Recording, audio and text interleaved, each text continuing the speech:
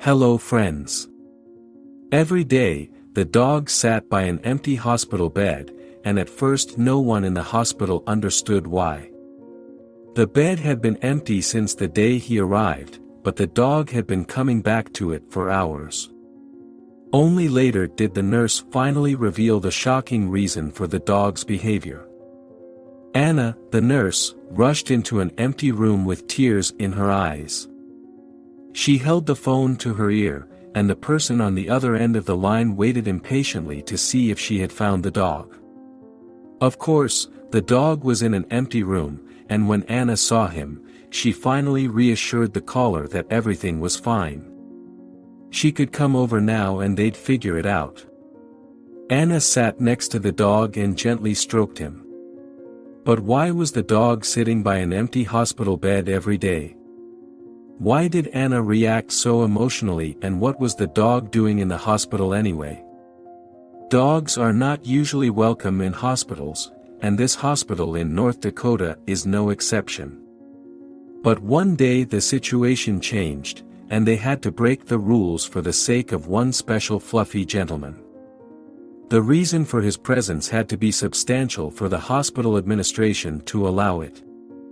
About 6 months ago, a black Labrador appeared in the hospital. Most people assumed that it belonged to a patient or visitor, so they didn't pay much attention. But when no one picked him up, they decided to send him back outside, fearing that he might pose a danger to patients. However, the people in the waiting room protested.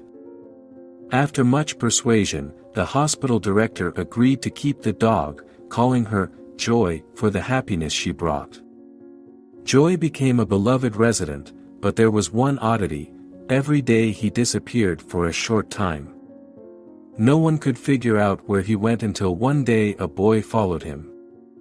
The boy found Joy sitting by an empty hospital bed in a rarely used room.